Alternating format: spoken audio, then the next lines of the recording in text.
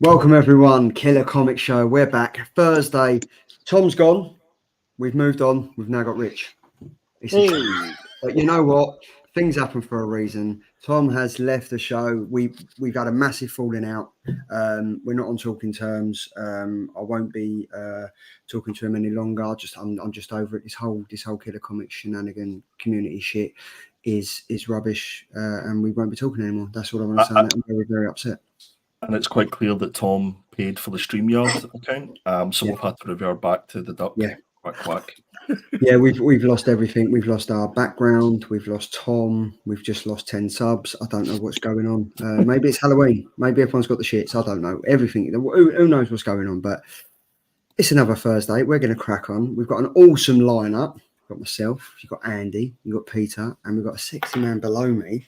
Goes by the name of Mr. Rich Watkin. How are you, sir? Yeah, good. Thank you guys for having me back. It seems like, well, probably is years actually since last on this show. But yeah, thanks guys. Yeah, looking forward to it on this spooky evening. It is a spooky evening. How are we all doing? No good. Oh, I'm pissed off. So in the group chat, there was frigging days worth of you, Charlie, trying to convince Rich we're all wearing Halloween shit for this show. And then you were even like, oh, we've done it every year. I went back and fucking researched and looked at the last 4 years of shit. No, we're not. So we finally agreed we'll not do that. Instead, we'll wear hoodies, snuddy things. I'm the only twat wearing one. I thought you had dressed up as an old man. Well, yeah. Fair enough. Yeah. Ladies and gentlemen, Can I take this shit off? No, you've got to keep it on. I'm going to introduce you now as Angry Yoda. Angry one. No, I do not. There isn't a try.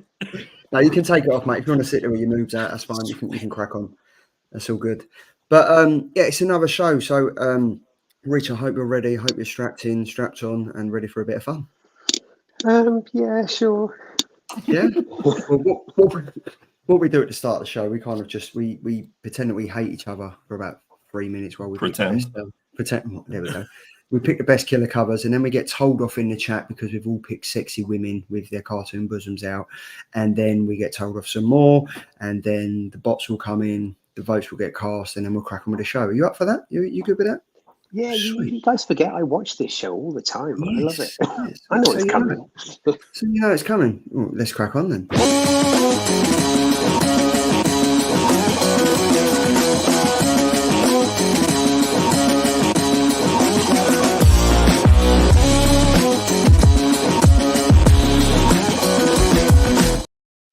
So some things never change, and me and Andy had a conversation earlier. You might hear some fireworks going off, but because I live in Croydon, you never know if they're fireworks or gunshots. So just be a bit tentative. It's the Killer Covers week 44, which is October 30th, which was New Comic Book Day yesterday. This is where we pick our killer covers, we place the votes, and nothing really happens at the end of it, but we always get one up on each other. Up first is Artists we mean to go on. Captain America, issue number 14. Dan Panosian, Doom variant. I've said it once, I've said it twice, and I'll say it again. Dan Panosian is cover artist of the year. I'm not too sure what he's been taking, but his artwork is absolutely on fire at the minute. It seems to have just went up, not just 1 or 2 levels, but 3 or 4 levels, and that's not to say the stuff that he was doing before wasn't great. It was absolutely superb, but it seems to have just went up a couple of levels here. And as soon as I seen this on Slab Crusaders, I knew I had to order it up. I think this is a beautiful cover, and it just seems to tell a story. It's not often you see Doom in that sort of pose. He's not normally a character of strength, and I think this is sort of one of those ones where a picture speaks 1,000 words. So yeah, love this, and this is my killer cover of the week. There's nothing I'm ever going to say about Dan the Man. The guy just seems to absolutely smashing the ball out of the park. Every single thing that he's touching at the moment. He's got this. He's got the absolute Batman, absolute Wonder Woman, absolute Superman covers that he's putting out. He's absolutely fucking killing it. This is a winner chicken dinner. You got my vote, mate. Absolutely love this. Thank you, mate. Just before we go on, I mean, Ed does make a really good point here. He says all's changed. Tom's gone. The background's different, and there's no hello to the chat. Nice cover though. If I've got to all the 4 people that are in the chat. Hi Chris, how you doing, son? Welcome very much for joining. Hey up my ducks, welcome Dan, Fuzzy Dunlop, everyone's favourite tennis ball. What's happening, Chavers? Happy Halloween, just for a DC horror, absolute load of garbage. There we go. We've got some guy, he's fucking everywhere. Like, I collected my nectar points the other day and he was giving them out. It's man like Triple G. There we go. Thank you very much. Ironic, Tom's waited weeks for Pinocchio Wonder Woman, then leaves the week it's released. That's it. Halloween, happy Halloween, 2 weeks to Thought Bubble and instant drama. Love it. It wouldn't have been if you hadn't pointed it out, mate. There we go. Connie Dalton, good evening, darling. Hope you are very well. Obi Wank Kenobi. I think he's talking about you, Pete, when you had your hood up. What, if my hands moving, did he? I thought I was doing it subtly. Yeah. But we are talking about gorgeous covers, and I think Connie's absolutely hit the nail on the head. Oh, that's a fucking beautiful cap cover. I sometimes wonder, because you guys are like, I know you're tight with Dan and stuff when he's been on the show, but sometimes think you put him up there because he's Dan and a friend of the show. But this is absolutely stunning. Just kind of seeing that dejected Doom with the shield covered in blood. I think that's an absolute. It really is a killer cover. Honestly, I think it's one of my favourite covers that I've seen for one Captain America and 2 of Doctor Doom, because obviously Doctor Doom is going to massively shoot up in it, like because of obviously Robert Downey Jr. coming back and stuff like that. But this is, and I don't think it is. I think because we do pipe him up because he has been on the show a lot, and I kind of talk to him a lot and stuff like that. But it's just credit where credit due. Friends, yes, friends, good friends. I've got a happy birthday message from him, not going to lie. But then I got one from John Boy Mayers as well. So, well, maybe they can pay for our StreamYard then. They fucking can. Someone needs to. Get your wallet out, lads. But no, awesome cover. What do Rich? What do you think? Obviously, you've said that trip. What do you think? I love this. This is one of my favourites. I think I just think the imagery of the bloodied shield reminds us a bit of the Civil War. I think it's amazing, and I think just going back to the point that we're now picking comics that aren't 1 in 500 variants and shit like that. This is on the shelf, I believe. So this is a great pick for a book that anybody can go out and pick up. I think it's lush. Love it. Because I think that was a good call by Andy was to not do the variant covers, because we could just pick anything. With this, at least we're picking covers that you can go out and buy and you can kind of own, and you ain't got to sell your right arm for it as well. So yeah, massive kudos to Mr. Perpetual. I would like to see. I'm assuming this is going to sell out if it's not already sold out. So for second print, if there's options to do just the inks, so take all the colours off this, I think it would look fantastic. Or, and Dan, if you're listening, can we get a foil and foil up Doom's gold bits, please? So the shield. We make my year. Yeah. Just a little spoiler. I've seen the inks of this alone, and it's fucking awesome. Insane. It is friends. I'm shouting about it. So yes, this is Dampen Ocean Doom variant. Another one. This is awesome. Yeah, I think this one as well. This is Red Coat number 7. Great series, actually. If anybody's not reading it, really, really cool little series. This is the cover B by German Paralata. I don't do names. That's the one. Yep. Paralata. Paraplegic. There we go. I just think this looks tremendous. I just think this looks tremendous. I think the use of the skeletons is superb. I love the pose. He's got thigh-high boots on, so it's an automatic win. I just think it looks amazing. It's a really, really cool cover. Have to say, I would be voting for Andy's, but I think this is a damn fine second place. I'm not going to lie, Peter. I actually thought this was you at first glance, surrounded by all your subscribers. Yeah, maybe. Yeah. No, that's a great cover. Reminds me of that movie American Beauty. I don't know if you remember the front of that. Oh yes, that's what I was just about to say. Where she's laying there. Yeah. Yes. It's a great story as well. Well worth reading. Oh, it's definitely, and I think we've said this quite a few times. Like with the Ghost machine, they're killing it with the Geiger, and they've got this, and then they've got Rook as well. It's absolutely wicked. But then Jeff Johns is now doing Devour Street. Oh, Yeah, High Street. The Devour Street is wicked. If anyone in the chat ain't reading that, it's wicked. Really, really good. Another thing I would say is, and I had never heard of Germain Peralta, so I had a little Google, and some of the stuff that's on his Instagram is absolutely fantastic. Yeah.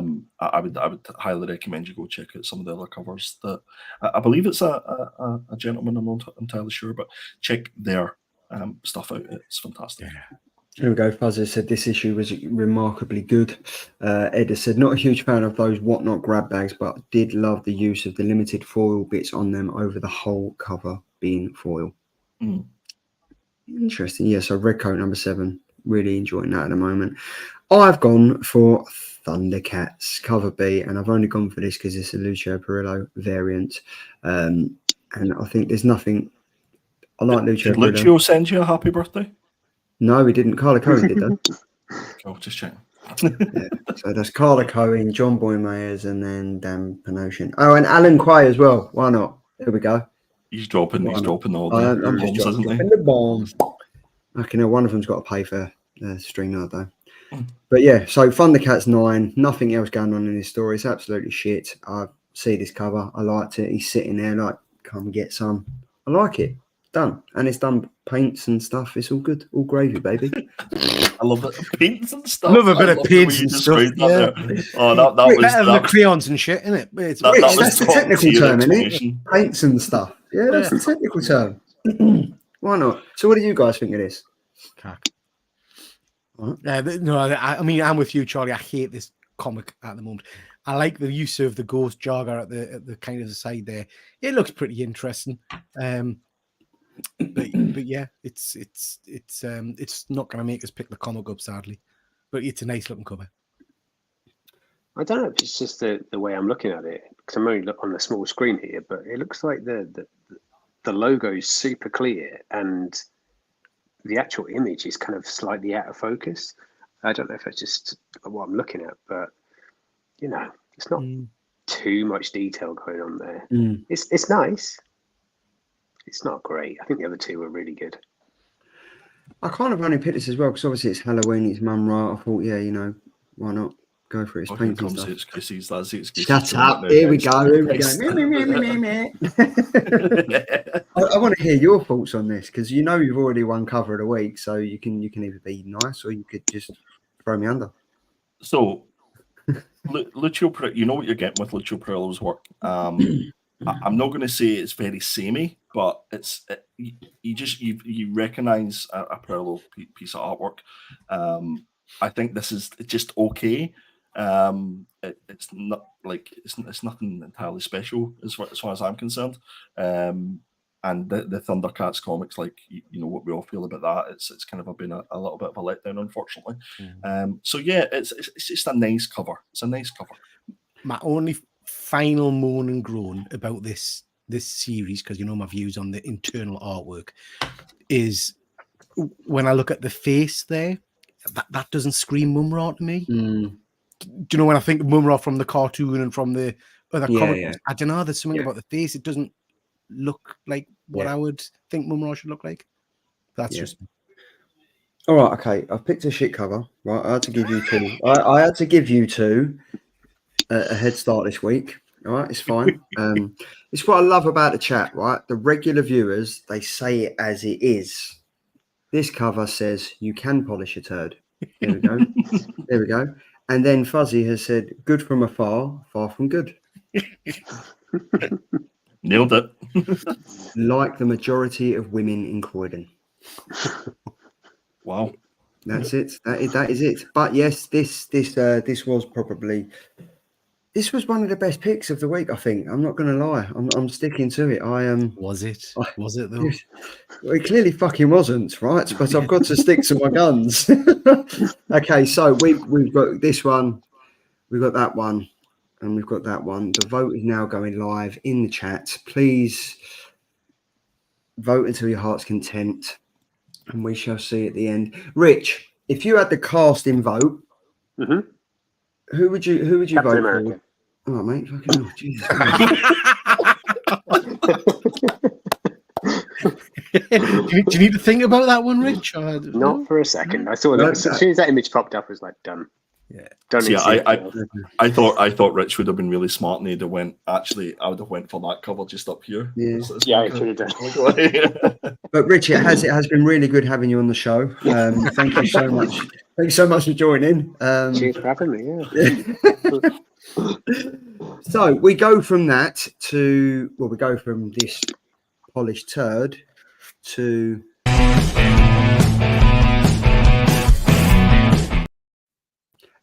my eyes. Now, if your eyes weren't burning enough from the shit that I just showed and the amazing cover that I picked, we've got some more for your delights. We have my eyes.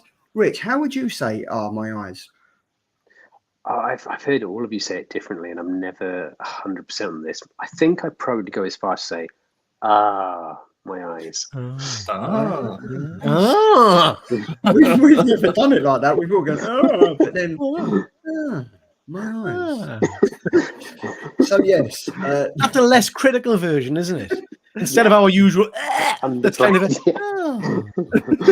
it's almost like you feel sorry for that. yeah. Like, It's more pondering, isn't it? Check out, I actually like that. My eyes. yeah. Rich, fucking sign this man up. Sorted. Right, there we go. So this is my eyes, October 30th. This is the hideous shit that we were subjected to potentially buying as comic book lovers. And up first we have. Yeah. So yeah, this is this really is a kind of a my eyes, because this is, I would imagine, what some people really like. Peach Momoko's style doesn't do it for me at all. I don't think this is the cover I picked, but never mind. It's a Peach Momoko. The art style does no for us. I think when I looked at it the first time, I thought it just didn't really reflect X-Men in terms of what I would be looking for on a cover. It doesn't shout X-Men to us. Yeah, I'm just not a fan of Peach, I have to say, sadly. And I think I'm sick of seeing her work. What's Peach ever done to you, Peter? She turned us down. Right. It's more plum than peach, apparently. This, like, I think since we've been doing this, I think we've only been doing my eyes for a couple, probably about 4 or 5 months. I would say she's been the constant throughout this. Yeah, it's been Peach Momoko. Honestly, it's not a bad cover, but it ain't a great cover either. Do you know that image? That image of Cyclops, I presume it's Cyclops, at the bottom there, just looking up, pondering with the beam. Do you know what he's thinking? My eyes. Rich, you're a comic book connoisseur, creator. What would you say about this? I have really mixed feelings about Peach. Like, when she hits it's a real home run sort of thing, completely out of the park. But there's too much, I would say, these days where it's just, yeah, it's fine. I mean, I follow her on social media, and some of the stuff that's on there, that's what I want to see. Like, that's the really great Peach stuff. But the covers, it feels churned. I think I've heard you guys talk about this sort of thing in the past, but like, there's only so much time to do these nice painterly style things. It's all traditional, and she's doing covers, so many covers every single week, and the Ultimate X-Men book. It's probably not even her fault. It's just like, I've got to get it done, so I'll do what I can, and we'll just deal with that. Yeah. Charlie, can you make us big a second? You dirty man. I can happily give you a rub if you like. Oh, so I think the cover I actually picked, I probably put the wrong link in. What was that? Oh, hold on a minute. Right, because this is, so we're moving on from that, but I picked that one. I mean, what the shit? Again, my point. But we can't ignore Andy. He hasn't had his say on this shit. Apologize, Andy. Jesus Christ, Pete. You know the rules. I just got excited. I got excited. I'm sorry. Go on, Andy. I actually quite like this cover. No, fucking knew he was going to say that. Of course you do. Knew he was going to say that. Knew it. Honestly, I don't. What's the fuck? What did you just call me? Jock sniffer. Sorry about that joke. No, I've seen a lot worse, and we've showcased a lot worse from Peach. But I think this one would be one that I would give a pass on. I think it's quite cute. It's cutesy, but Bella Peter. But that next one that you foreshadowed, my goodness, my eyes are bleeding. Yeah. So I think Edvic is asking far too much here. Is anyone reading this? No. I read the first 3 issues, I want to say, and it was just not my kind of comic. But then I'm not big into manga, so maybe that's one of the reasons. It just did nothing for it. For it being a massive launch of it was too far out of what I would recognize as X-Men for us to actually enjoy. So. Connie's touched on this. I'm conflicted because she did 2 of my favorite covers of all time. But this does look like something a kid draws in their maths book when they aren't paying attention. It does. Wow. It does. Fuzzy, I love this. You're wrong. The next one, I mean, of course she was going to fucking love it, mate. I mean, look at the state. Like, this is horrendous. Ian Bertram, I haven't seen any of your previous work, and I don't think I'll be looking at any of your future work after this. So again, my reason for picking this one. No, you didn't. I did, mate. No, well, okay. Well, this is the one I thought. Isn't necessarily the art style. It's for me. It's going back to that thing that Tom, God rest his soul, Tom used to say about how it should make you want to pick up the book. Does that, if it didn't say Ultimate X-Men, would you think that that was in any way related to the X-Men? No. And what's going on with her nose? I'm just noticing that now. It's like a penis. It's a fucking neck. Look at the size of the neck. This nose. Nobody. Is that a character from the X-Men? Because who is that? I don't know. It's not a character I know. Three bow ties? I'm kind of clue. What's the little spiky things in their ear?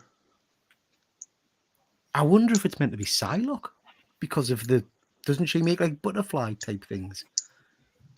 If anybody's reading it, let me know if this is a character in the book. Because I need to elaborate on this. Apparently, of course, you like it. I'm just saying that Fuzzy, you're a man of many talents and many tastes, and this is obviously one of them that's tickled your fancy. And I can just assume because you are an elegant tennis ball that you like this one.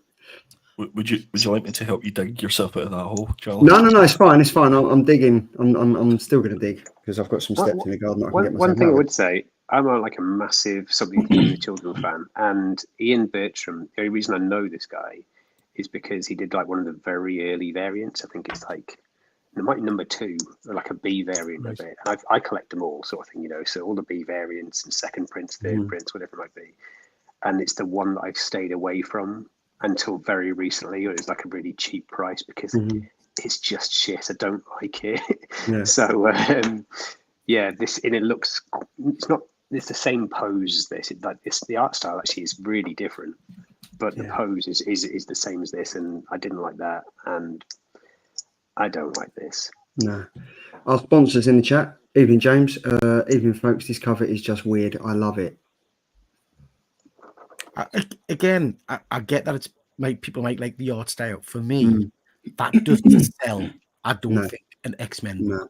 I don't know what it's. Do you know what I mean? It doesn't, unless it's a character in the book that I just don't recognize. Yeah, I don't get it. Fuzzy. His Flash cover last week was atrocious. His Hulk was also very stylish. I dig it. Okay. I didn't see his Flash. Back down. I like this cover as a piece of art. Sorry. See, I like this cover as a piece of toilet paper. No, I think that's a fair comment. But back then, like if you take this away and it's not on a comic cover, it's not on an X-Men cover. I think if I had to see this like in an art book or something like that, I would probably appreciate it a little bit more. But I think I'm just associating it with the X-Men, and that's probably where my brain hurts a little bit. Yeah. But this should be there, right? It's an X-Men. It's an X-Men cover. That's just a piece of art of something. Yeah, that's true. And it's X-Men. Ugh.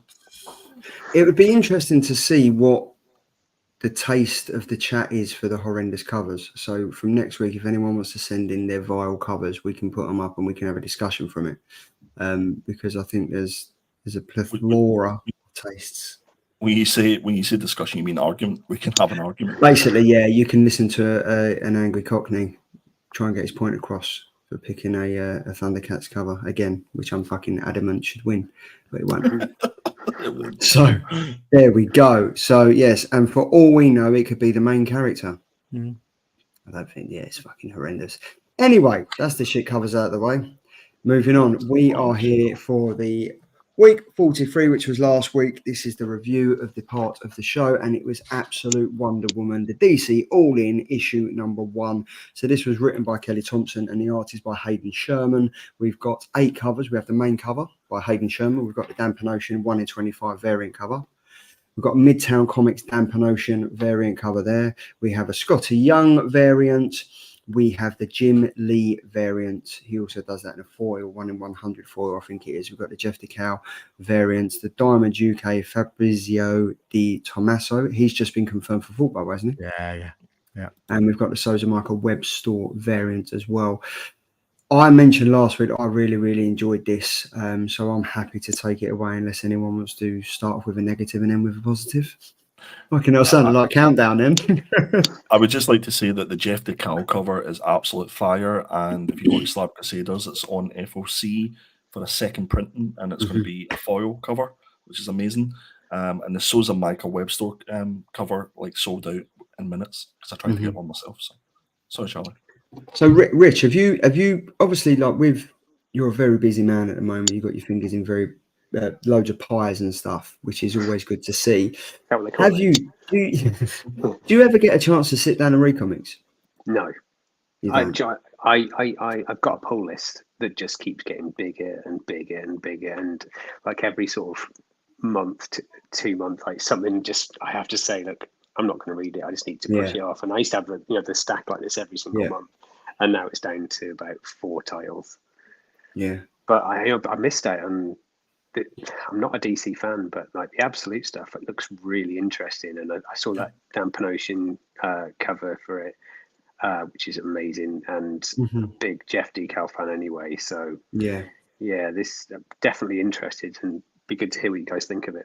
Well, it was last week that it was Absolute Batman, wasn't it? Was it? It was last week. Definitely the last 2 weeks. Yeah, and I think, do you know what? I think what I'm liking about these comics is the fact that we're seeing a different story for each character. So obviously the main character, we've got Batman, Wonder Woman, Superman. I'm looking forward to seeing how all these tie together, because I mentioned to Pete and Andy, I'm loving the new DC logo, so I hope they kind of keep that around, and I'm loving the all-in tie-ins because I can't wait to see how all of these tie together.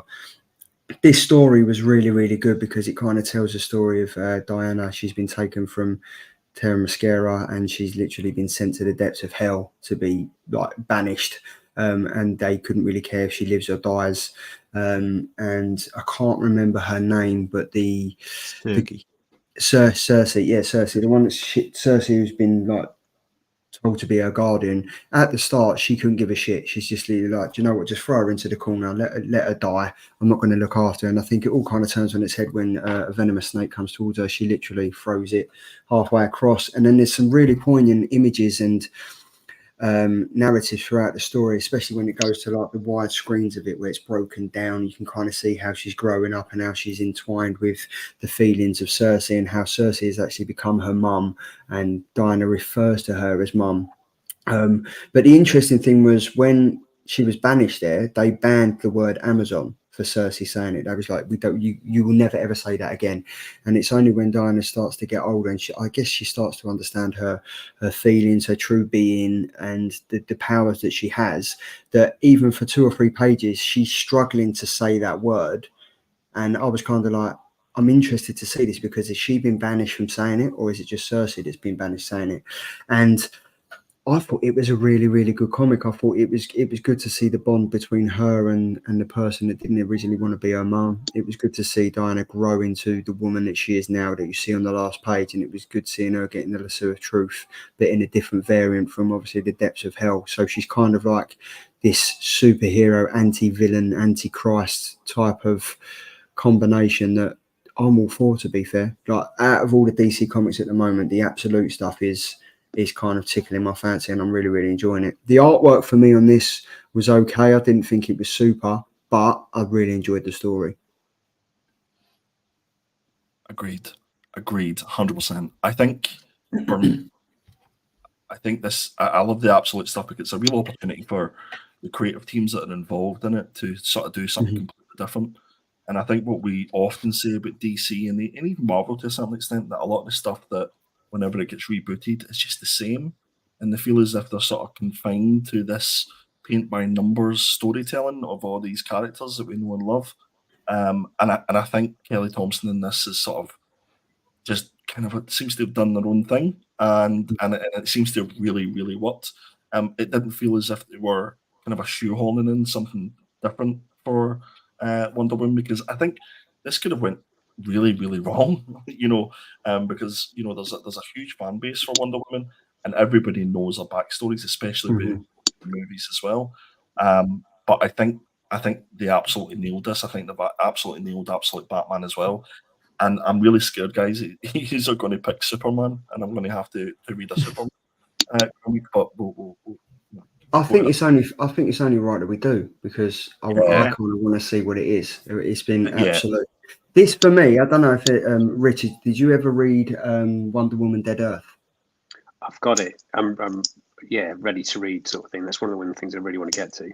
I got little bits of that in this, like the way that we was kind of finding out about Diana and stuff like that. For me, is one of the best Wonder Woman comics I've ever read. I thought it was great, but I'm massively into the absolute stuff. I think it's really, really going to do well. And I think, Andy, to touch on what you said, they kind of rehash everything. The turning point for Marvel was what was the one that we all loved? The Avengers Twilight one? Yeah, the Avengers Twilight one. That again turned it on its head, and it was like, right, everyone was kind of like, especially us, that we were like, this is where Marvel need to go. Like this, if they was to break off and do individual stories of the characters within that book, that's a whole fucking other chapter that is absolutely going to kill it for Marvel. I think with this, we could potentially see that. And I think there's so many breakoffs that people would be invested in to read. But I think the main three of this are gonna be pretty decent. I've got a question for you guys before Peter jumps in. I was thinking, and I know this isn't DC, but can we get like a reboot of Spider-Man again? Can we have Absolute Spider-Man? And can we have Scott Snyder or Donny Cates? Yeah, please. That's my request. Are you still reading Ultimate Spider-Man? Yeah. Pretty good. Yeah, that's good. Cool. Yeah, pretty good. Cool. Out of the three that have been released, my only moan about this new universe is they seem to not be pushing a lot of new books as well. So we've got Flash, we've got Martian Manhunter, we're going to have a lot of these hitting the shelves soon. So I hope that it can maintain the quality. But out of the kind of the current three, this was the one I had the least interest in, because I like Wonder Woman, but I don't think I've, other than Dead Earth, in a few kind of runs, I don't think I've ever really read a lot of Wonder Woman stuff, to be honest. But I thoroughly enjoyed this. Everything you guys have just said. I loved the fact that we're leaning more into a kind of a monster hunter kind of version of the character. I'm presuming, I think there's a line by the weird creature thing about the planet not having a protector or something. So I'm assuming that Amazons are going to be the Earth's protectors against the underworld, and they think they've getting rid of them all, and she's going to be like the last protector or something like that, which I love. I think it's a great idea. So yeah, I love the character design as well. I thought the design of a massive sword thing that she whips out at one point was very cool. The lasso there intrigues us because that looks different to the usual standard lasso of truth. So yeah, I thought it was a great read. Good start. The lasso of lies. Yeah, because it's going to be an opposite, isn't it? Yeah. Yes. So it should be interesting. Rich, are you a Wonder Woman fan? Do you know what? I've never read a Wonder Woman book ever. I'm not a big DC fan, if I'm completely honest with you. Like, it's just something that just doesn't click with me. I've tried a bunch of times, like picked up different titles, and it's just like, nah, it doesn't work. I like the classics, like Watchmen, like Dark Knight Rises, those regular runs. But I don't know, is this like a competitor for the Ultimate Universe then? So they've kind of seen what Marvel have done, and it's like, let's see what we can do and give these new stories, which is, it's a good way of doing it. There's so many like tropes attached to these characters that you just end up either rehashing old stuff or you create new stuff, but it just doesn't seem fresh or it seems forced. So I think having the opportunity to kind of wipe the slate clean, put these characters you kind of know with similar sorts of ideas, but in a completely different universe, a different backstory, remove elements of the stuff I think it's refreshing, if nothing else. Yeah, and I think every time we see a new Batman comic, it's like how he died or how his parents died, and it goes from the story of that. With Absolute Batman, it was totally different. So as Peter said, these are all the opposites, and I'm all for that. I think it's going to be good. I think these absolute things are going to be very, very interesting. Fuzzy has said, my only issue with Wonder Woman is her covers are always samey, same posing, etc. I hope this avoids that and has its own aesthetic entirely. That's a good point. Yeah. Power Rangers are releasing their own separate new universe. Great for readers to jump in. Makes sense. I'm going to jump on that because I've never been. Is Ryan Parrott jumping back on Power Rangers, or is he? I'm not sure. I don't know. I've never been a Power Rangers fan, but I read the Return, which was written by the Pink Ranger, I think. Loved it. So that for me is an ideal jumping on point. So I'm not bogged down by years of shite continuity and stuff. I can just get straight in. I can't be the only one who can hear it. Yeah, I can hear the clicking. I can hear the clicking. I can hear them clicking. I saw them subs leaving. That's it. I saw them subs leaving. We're down to 726 now. We've lost over 200 subscribers since Rich posted on his socials. We lost 10 subscribers in a day, which is a new record for us. So can we lose 20 by the end of the show? We shall soon see. Challenge accepted. Challenge accepted. But yeah, no, I'm looking forward to this. The lasso of lies and everything like that. We shall have a clicking good time. So, Killer Indie Picks, November 6th. These are the top indie picks coming out next week. Up first, I've gone for Patra. Do you remember when we read this? Yeah. We enjoyed this. It was batshit crazy. Very, very fun. Oh, Rich, look at that. You got a little thumb up there. What happened there? I don't know. It's because he's doing that.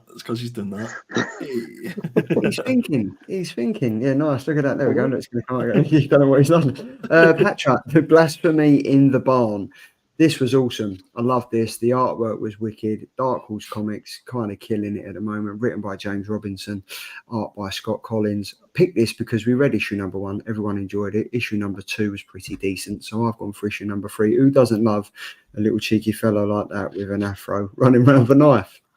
I think I've missed issue 2. I'll have to go and check that one out. Is it good? I can't remember. Yeah, it come out after issue number 1. Oh, is that what they do? Wow. Yes, so there it is. And then Fuzzy said the issue out this week is an anthology of stories all written by actors, Peter. Nice. Interesting. So yes, but yeah, what a book this is. It was very, very interesting. So dark. Yeah, if Rich, if I could say to you, take anything away from the show this week, if you read this. Oh, nice. It's wicked. Cheeky little number. Love it. Yeah. What you got for us, Pete? On the Cruel Universe. You are? On the press again. Mm-hmm. Cruel Universe number 1. That's why it says on the press. Cruel Universe number 1.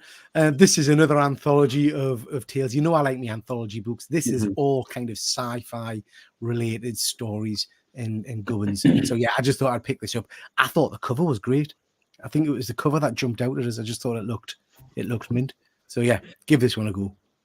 On writing duties as well. I was going to say, what was the last story that we read from Matt Kin? It was he done the Keanu Reeves one, but then he done that book one about the suitcase. Do you remember? Mind management. He did mind management, didn't he? I don't know. Yeah, he did. What was the one about the suitcase? I've got deja vu. You asked this exact same question. And I googled it to find out what the answer was. I can't remember what it was. Well, I'm giving you 2 opportunities now. There we go. Fear case. There we go. Cheers, Rich. But I only remember that because the last time you asked the same There we question. go. There we go. So one of the viewers was watching, but one of the hosts didn't have a clue. There we go. So yeah, and there's a new one starting in December apparently called Shiver Oh, Stories. very good, very good. Cool. It's got one of those, that kind of look of those EC horror stuff, doesn't it? So Yeah. Well, that's what it's based on. Yeah, it's kind of a new version of that. There's a few they've done recently. So yeah. Good evening, Chris. What up, fan? Watching at work. Good. Nice to know that. Good. Thank you very much for watching. So there we have Cruel Universe, and then last but not least. So I picked this at FOC, and Yes. I picked Parliament of Rooks issue number 1. So this is a book that we were made aware. Well, I say we, myself and Charlie were made aware of at Thought Bubble. Yeah. Whenever we were going to a signing, Abigail Harding, who does the writing and artwork, was sort of promoting the book and was giving away some posters and stuff like that. So it intrigued me enough to go and read it. It was actually part of Comixology to start with, and it's now been published through Ablaze.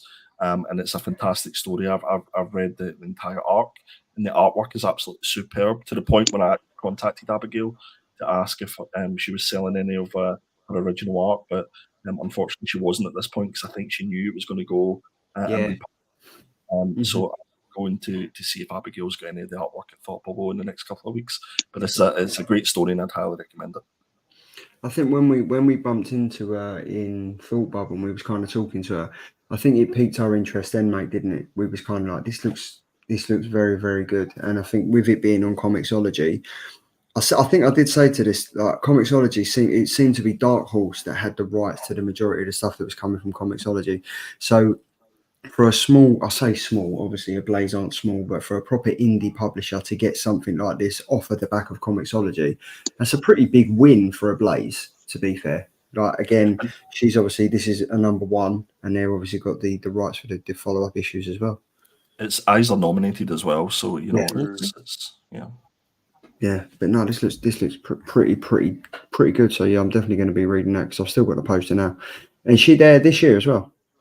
She's there this year. I think she's promoting another spin-off book to this, and it's on Kickstarter. And Dan Pinocchion's actually got a cover for it as well. So definitely go and check that out. Didn't Tim get a fancy metal cover of that at Thought Bubble? I think he did. Yeah. What, of this one? I think so. Yeah, I'm sure there were some incredibly limited covers, but they were very pricey from memory. Right. Okay. Nice. But yeah, no, this looks pretty good. Have you got any indie picks, Rich? Any indie comics out that you kind of publishers or anything? Just one. Digital. I don't know if you guys are aware of this one at all, but definitely a bit of a sleeper hit in the making, I think. Nice.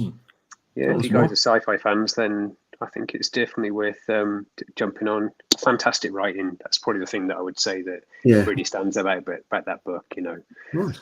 Great promotion, relentless promotion. Yeah. Relentless. Why not?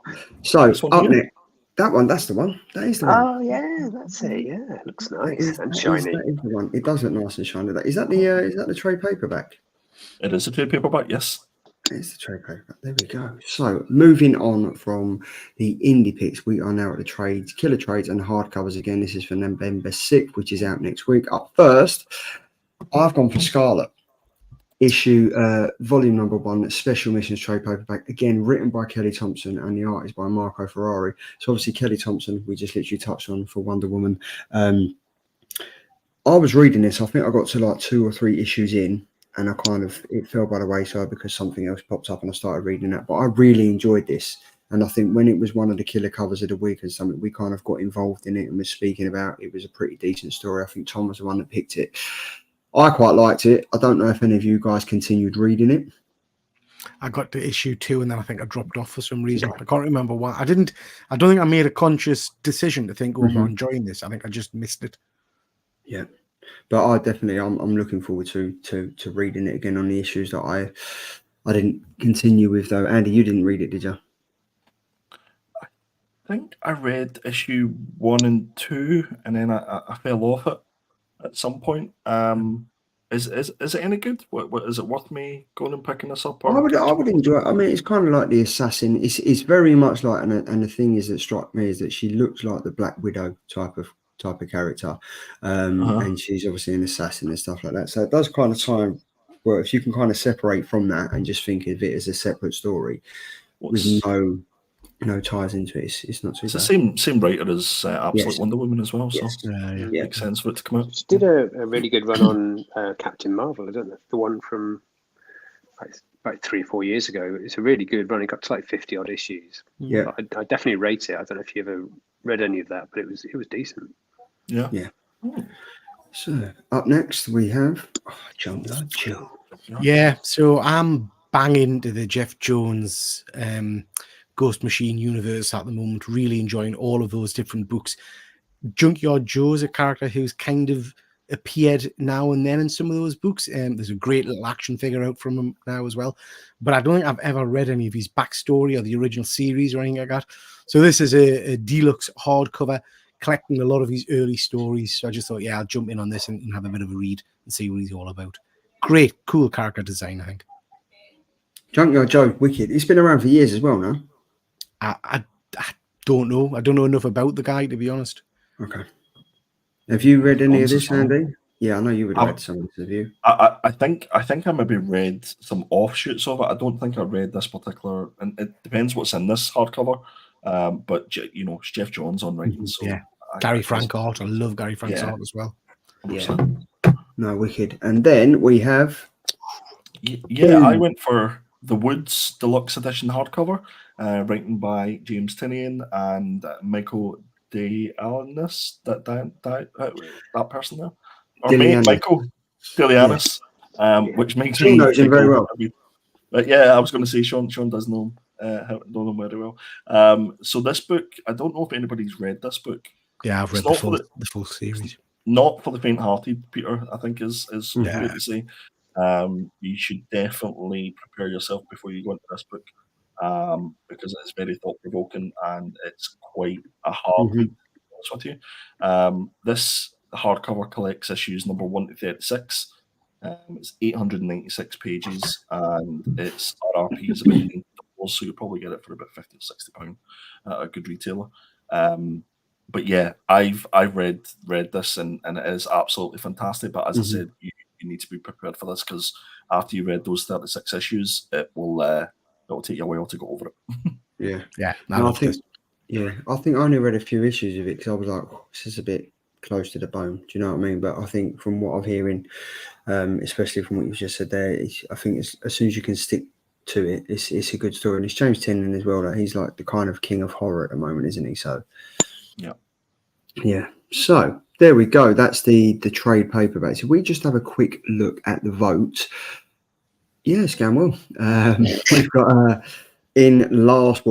below last place. So you've got last place and you've got below last place. You've got Charlie with 0%. You've got Peter with 22%. Sorry, Charlie. How many percents did you get?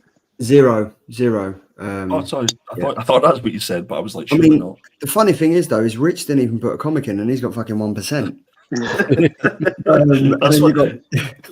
That's what digital. Yes. That's it. You got Peter with 22%, and then absolutely running away with it with his shield is Andy with 78% of the votes. But I think that's well justified. Well deserved. Lads, interestingly, there's only been 9 votes, which is 41 less than we normally get. Was Tom the bot? That's. Oh, Rich is agreeing. He's putting his thumb up. He's like, I'm not doing anything. Look, my hands are right here. I don't know what's going on. You're sticking something up, Rich. It's activating your phone. What's going on over that table? It's the interesting things. But Rich, if I was to, I mean, I absolutely love you being on the show, so I'm just going to send you some love. Right about now, if it's going to work. I don't know if it's going to work. Yeah, no, it's not working. There we go. Look, I'm sending you some love, mate. There we go. You just vomited some hearts. There we go. But yeah, moving swiftly on, we are now at the final order cutoff. You bunch of fuckers is the date retailers must submit their orders before publishers set their print runs. Richard will know all about this. Orders must be placed before 9 p.m. every Saturday or Sunday. Is it Saturday or Sunday with James? It's Sunday, isn't it? Sunday, isn't it? Sunday. Sunday, or they will be cancelled. So up first, I've gone for it. So I've been collecting these. The Detective Comics 1091 DC Comics cover D McFarlane Toys variant cover. I got this started for me when it was the Batman breaking of the bat, when Bane is snapping Batman's back, and it's the McFarlane Toys doing it. I wanted to collect the toys just to take a picture of it with them covers, and then it kind of started with this. I think it's great. I'm really, really enjoying them, and I think the art on them is obviously it's the McFarlane Toys, but the McFarlane toy line that they're currently bringing out looks absolutely awesome. So I found it very fitting that I'll pick this one up. Pete, I know you're a pretty big fan of them. Yeah. I love my action figures, as you know. This is pretty cool. I quite like this. Yeah, looks good. Rich, does this tickle your pink? I truthfully, I try and stay away from too much hype, because you guys have taken too much of my money with all the books that you've sold me over the years. So I know there's been a big push towards toys in the last sort of 18 months or so, and I just I'm trying to tune out, because it just feels like it's going to be a pit for all of my money to go into. So I have no opinion on this, and I'm just going to kind of. Andy, it's crap. All right, moving on. So I've gone for this. This is Ultimate Universe 1 year in. I'll never see that name. Alessandro Cappuccio. I don't know. Alessandro Cappuccio. This is the spoiler variant. The reason I picked this is, I don't tend to go for covers, because I'm not that into cover art. This is more about it being the first appearance of the Ultimate Universe, or this Ultimate Universe's version of the Wolverine. And it sounds really interesting. Sorry, Peter, to interrupt, but did you not buy 9 covers of Absolute Batman? Yeah, you fucking did. Yeah, you did. Fuck you, Andy. Yes, I did. But no, I picked this one up because it's a key first appearance, and I think it looks pretty. How many of these have you picked up? I haven't picked any up yet. Liar. How many are you going to order? 12. See what I mean? You can't. Yeah, Jesus. Do as I do, not as I say, or do as I say, not as I do. There we go. Yeah, so this is Alessandro Cappuccio. This is released on December the 11th. Oh, this is a fucking right Bobby Dazzler, this one, isn't it? Be still my beating heart. Oh, boom, boom. This is Dazzler issue number 4 by the fantastic, talented Jenny Frison. I adore this cover. I think it's superb. I love the necklace. And it's given me a little bit of Scottish vibes, because it looks like a little Scottish flag on her face. I love it. Getting all giddy. This is fucking awesome. Like, I think you sent a close up of her face earlier. The artwork. I know people are going to say Jenny Frison, her work is similar, etc., etc. No, nobody's saying that. No, I'm just saying, like, if you look at John Boy Mayers, or you look at J. Scott Campbell, Dan Pinocchio or John Jang, who's all in my inbox. Exactly. Yeah. But all their work's similar, but it's what you love, and this is wicked. Like, I think the close-up that you sent is awesome. I really, really like this. I think it's wicked. I think it's good. You've picked another good one here. Rich, what do you think? Yeah, big fan of this one. I've always got a bit of a soft spot for Dazzler. I think he's a cool character, and I'm a Frison fan as well. So, love it. Awesome. Pete, how many of these covers are you going to be picking up? 0. Why? Please explain. Do you know what, guy? We all come at these covers with different. Do you? Okay. As soon as I said it, I thought you did. Yeah, man. Not at your age anymore, Peter. Yeah, no, you're right. No, we all come at this section or these covers with different views and stuff like that. I know it's very pretty and it's a lovely piece of artwork, but it just doesn't do anything for me, really. It's not what I look at comic art for, if that makes sense. But this does. It does, yeah, because it's intriguing, it's interesting, it looks cool. This is a lovely poster, I guess you would say, but it's just not my cup of tea. I can appreciate the artisticness of it and how nice it is, but that wouldn't make me buy a comic. Andy, Connie's looking to get a ban. I'm saying it. Jenny Frison's characters all have the same face. And it's a beautiful, beautiful face, isn't it? They don't have the same hands though, because I You're will saying never it looks forgive that. Scottish. It doesn't look anything like wee Jimmy Cranky to me. Just- Leave me I will alone, never, boys. I will never Billies. forgive Jenny Frisson for them Catwoman hands that she did. Those were horrendous. Andy, you know the ones I'm talking about. I have no idea what you're talking about. Yes, you are. They're incredible, but they all do look the same. And then Chris is like, I'm with Connie. The majority aren't similar. It's the same person. There's no Jenny Frisson love in here. No Jenny Frisson love at all. So that's the we got Jenny Frisson Dazzler. Moving on now. We're at the road to Thought Bubble, but with that we have to play a little.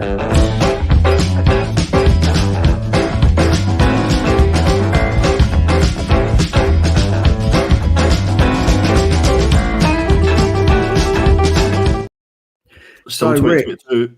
it is still 2022 because that was the best one. That was the best one. That's why we're living the high life. So, Rich, you will know, leading up to Thought Bubble, we've done it for the past 3 years now. We kind of highlight everything that Thought Bubble does and stands for. So, people in the chat, Thought Bubble is a festival, Yorkshire Comic Art Festival that starts on the Monday, doesn't it? Yeah, it's like 5 days of like the actual festival itself, but Yes. the convention is just the weekend. Yeah. And it's basically the convention is when us ruffians rock up and we literally take hostage of Weatherspoons and we serenade the onlookers until the early hours, until we get kicked out or not. But because we're doing something right. But it's held in Harrogate. It will now be our third year that we've all kind of got together and shared stories and love for one another over copious amounts of banana shots and vodka Red Bulls and woo woos. So we've shared loads and loads of stuff. But this year round, we normally do this and we kind of highlight the artists and the creators that people know about. But this year we've kind of done it a bit differently. We've kind of highlighted stuff that the exhibitors that not a lot of people know about. So you might get a commission done by someone and you didn't really know about them. So we're kind of a highlight that. What I do want to do before we do it, though, as it seems very fitting that you're on the show, is just play the viewers this.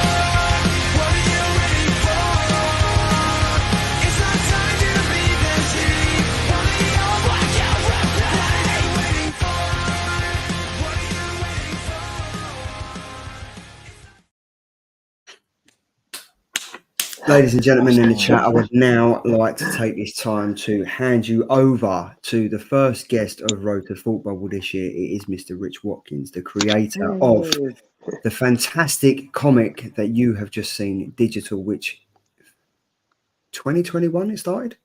Yeah. 20 seems a long time ago. Yeah, it kind of came out of the ashes of Thought Bubble, not Thought Bubble. Sorry, out of the ashes of COVID. Mm-hmm. But we released it around the time of Thought Bubble 21. I think that's when it came out. Yeah, and I remember handing a copy to James Tinian there. Basically, anyone who'd take one actually. Yeah. But yeah, it just seems to be getting, well, fingers crossed. So far, it's been getting bigger and bigger, and we get more backers, we get more readers, more positive feedback.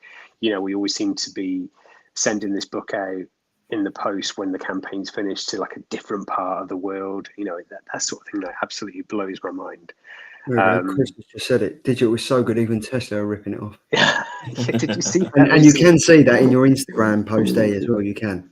Yeah, it was absolutely nuts. Like, hang on, that looks fairly similar to something we've been doing. I tried to bait Elon Musk, but I never got anything back from him. No.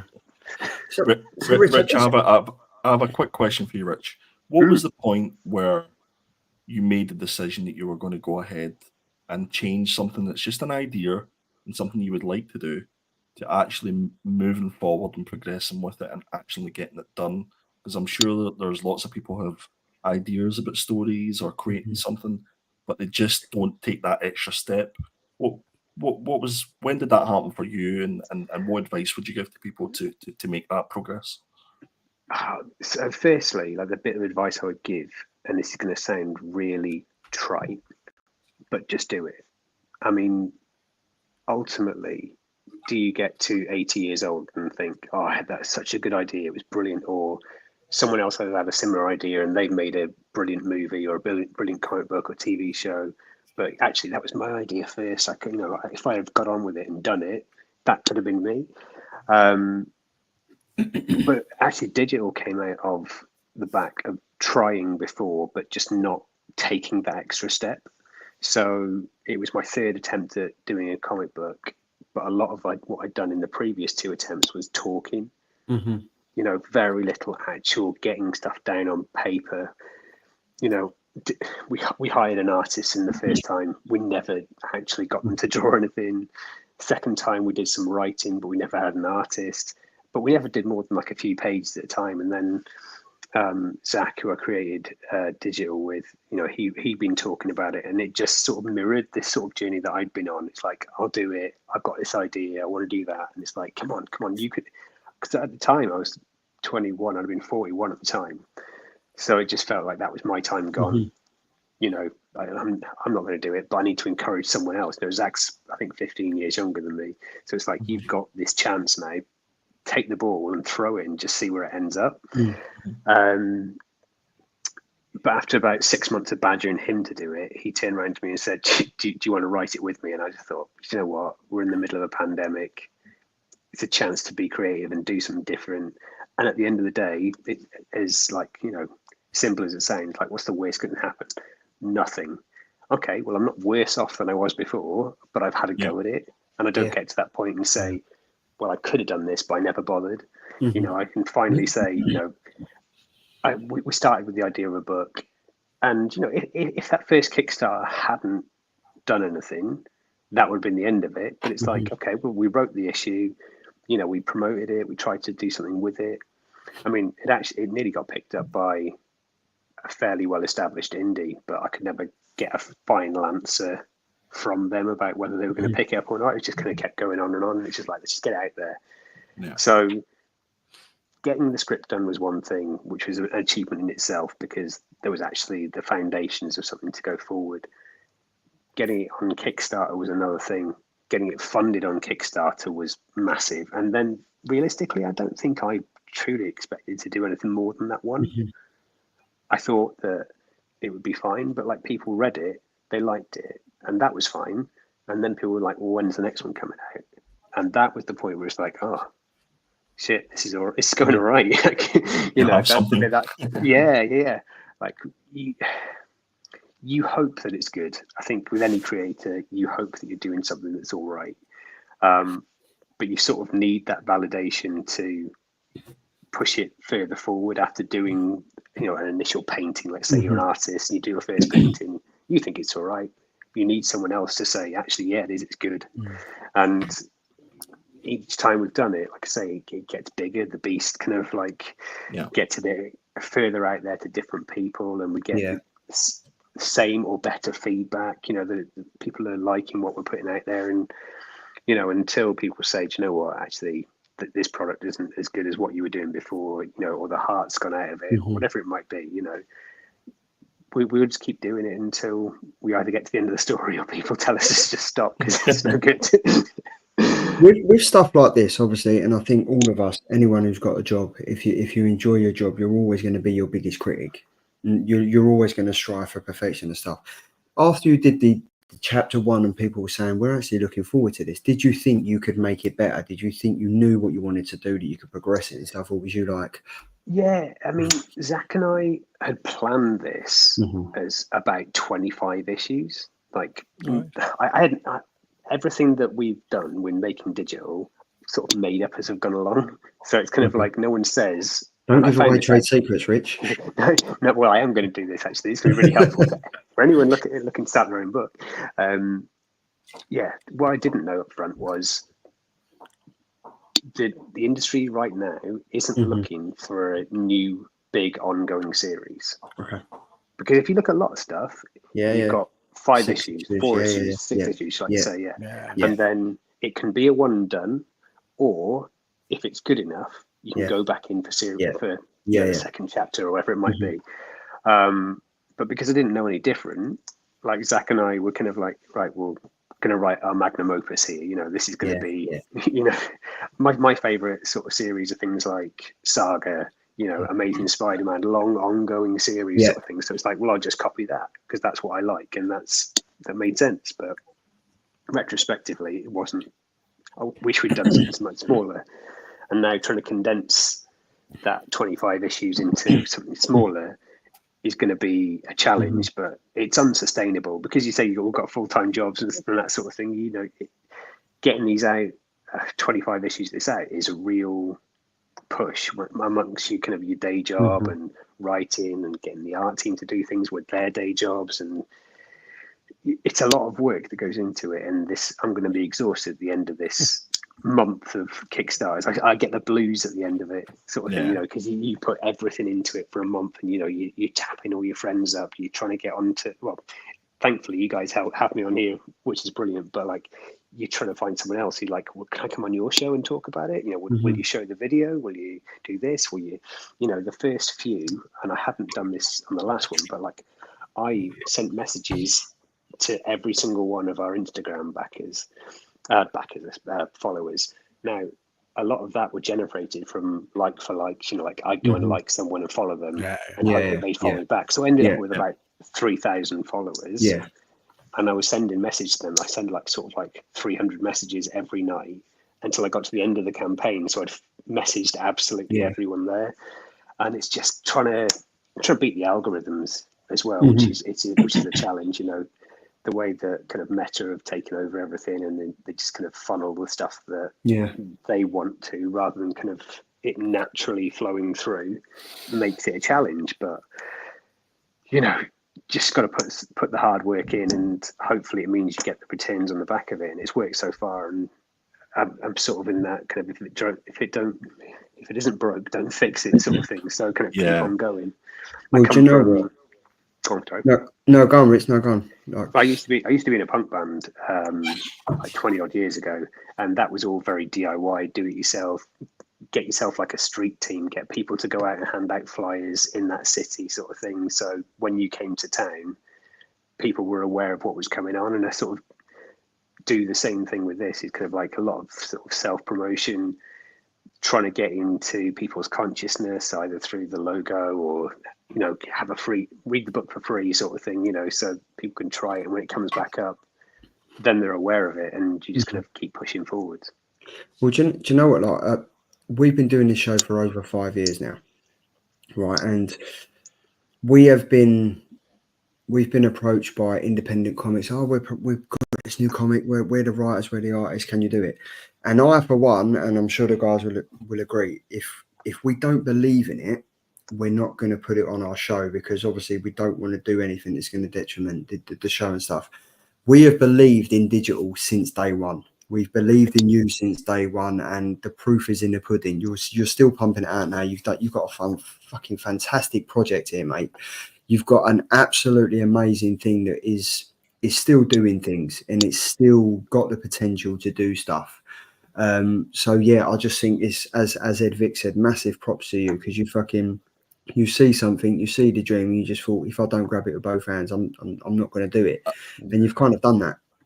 Yeah, thanks. I appreciate all the support, by the way. You did that whole like when the first issue came out, I think it's just before the second one, you did a whole episode on, well, a whole segment on the first issue, which was amazing. That was sort of mind-blowing in itself. And you've always helped with the kind of each of the campaigns. And Peter as well, on your own shows, you've done stuff for us as well, which is it's everything that we sort of need to kind of keep pushing forwards. We need people to kind of get behind it, who've got a platform to show things off. And you know, it's hugely appreciated.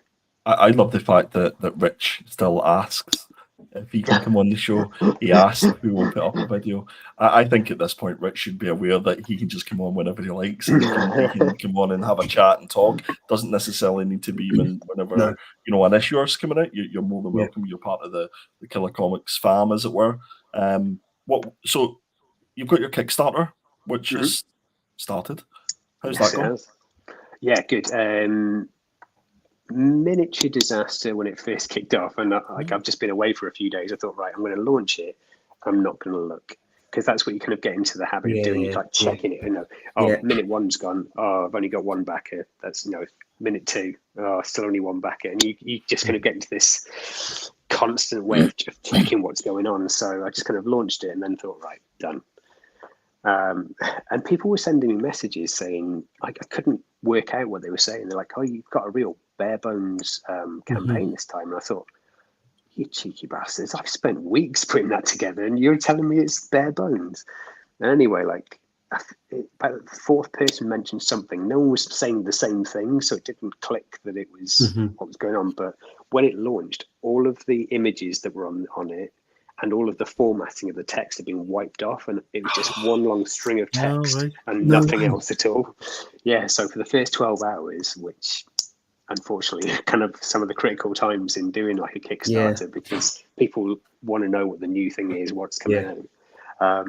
It wasn't looking as good as it is now, but I managed to kind of fix it. I had all the images and stuff on my phone, so it was kind of like just, copying and pasting stuff in there, and it looks like it was pretty much like it was supposed to look now. But yeah, it's over 50-something% funded before we came on the show, which is pretty good. I mean, it's hard, much harder than it was during COVID. People had that kind of spare money at the time, and so getting a successful Kickstarter is much more work than it ever was before. Thankfully, I've got the platform of like the Friendly Neighborhood Comics group. It's a lot of people we've got on there. You guys supporting, it really means a lot. Plus, we've got all the existing people who've checked it out. So, I've got a lot of people to be thankful for, and I'm hoping that we can get another successful campaign, and we can start thinking about digital chapter 7. So touching on Kickstarter, Ed said, do you think you'll always keep this as a Kickstarter? I guess because that from a comic creator and stuff, it's that next level. It's like, obviously you're confident in your brand, you're confident in what you've created, but it's a massive step again, because you've done that step. You've had, this is my idea, if push comes to shove, I'm just going to go for it and see what happens. You've now done that. I guess the next thing is, do we leave the Kickstarter behind and see what else we can accomplish with it? Yeah, I mean, truthfully, it's something I've been meaning to get back to. So, as I mentioned up front, we were almost picked up for issue 1 and the whole series right from the beginning. So I've had that kind of experience. I mean, I sent something off to Image, and they said, "Oh, we'll get back to you if we like it. Otherwise, you won't hear from us." But actually, they didn't pick it up, obviously. But I did get a response to say, "Yeah, no, it's really good. It's not what we need right now, but it's really good." So I kind of took that as a positive as well. That there was something there. That the foundation of something big could be there. I think having a whole arc and another issue under our belts, and the fact that as you've got up there, the nice big picture in the middle is like that's the 7th print of our first issue, which is absolutely nuts. We never anticipated selling out the first print of it. Never mind everything else that went with it, and we've had subsequent variants. Yeah, like this one is showing off here. That's going to be Thought Bubble as another like limited one. We've got like 20 copies of that, which will be available. So. Is that with Liam Redster's comics? Yeah, exactly. Yeah, Liam and I did a cover last year for Thought Bubble as well, and we've done another one for this year, which is very sexy. If I'm honest with you, like I've got that cover here, sort of thing. And this one was one of my favourite covers, the first issue when we first did the release. So it's like just a reprinting, but on metal, and it looks like absolute gold. It's not gold; it's more more silver, but But you were talking about the Kickstarter. I think did you say over 50 backers? 50%. Oh no, 50%. Yeah. We've got I think we're about 84, 85 backers at that point. So I think. yeah, I mean you're absolutely smashing it. You're doing really well. Chris has said the biggest compliment you can have is you do have a proper fan base. Like for an indie publisher, and for like how I want to say small, but I don't mean that in a derogatory term. I mean you are small. You do have a big fan base. Like digital's incredible. Like Rich, digital's a really, really good comic. I've got the trade paperback, and it's a really, really, and I think one of the biggest things for me is that I've got 3 boys, and obviously they kind of want to copy what each other are doing, and they want to copy what their dad's doing, and I know their dad's massively into comics, and I know his friends are into comics and stuff like that. But when you've left, when I left digital on the side, and I come down and see my eldest reading it, and he's like, Dad, this is really, what's this about? And I'm like, just read it. And I haven't got it back yet. I've got like 4 pages in. He's got it. So when you can kind of, and he's not massively into comics, but something's obviously caught his eye and he's interested in it. And I think you've got such an amazing product here. And I'm not just saying this because you're on the show and because we got our group chat and we talk and stuff. Again, if you're on this show, we're happy to promote it and shout about it as long as it's good. And we kind of pride ourselves on being honest on this show. And if it's shit, we'll tell you it's shit. If it's good, we'll tell you it's good. And it's good, mate. You're doing something right. Do you know what I mean? Yeah. The fact is that you've got like 7 prints of digital one and stuff like that. You're kidding. Do you two want us, me and Peter, to leave, and you can? Yeah, if you want to fuck off, it's fine. We and Rich can talk. This is actually bringing a tear to my eye. This is absolutely beautiful. Rich, obviously through the first 5 issues, you obviously get a lot of contacts within the art world and how to actually pull a comic together. And with that in mind, tell us a little bit about Bare Maximum. Yeah, cool. Thanks very much. I'm actually wearing, I'll try and show you there. That is nice. Yeah, the t-shirt I had made. You'll see those at Thought Bubble. Designed by one of the artists I work with, actually. So another great little plug there. Yes, I mean, the opportunity to... You liked your own plug there, mate. That was impressive. Pardon, sorry? He loves us. You liked your own plug there. I don't know what's going on. Maybe it's just when you put the thumbs up. Yeah. That's what it is. Just trying to, the opportunity to do something that, you know, is like, it's not my main job. I'd love for it to be at some point, but it's a way of sort of generating a bit of income by something I'm passionate about. I love comic books. I make comic books, and this is something that I can sort of share that with. The whole point of Bare Maximum is to get all the things that people get from different places and try and put it into one location. You can get stuff done. You know, I work with 9, soon to be 10. Keep your eyes peeled for the next person we're adding to the roster of artists. That's going to be very exciting in the next sort of 10 days or so. You know, we're with guys who've been at Marvel, DC. We've got David Cousins, who's one of the guys on there. He's doing covers for the new Terminator book. He's doing... they're doing a re-release of Silverhawk, and he's doing those.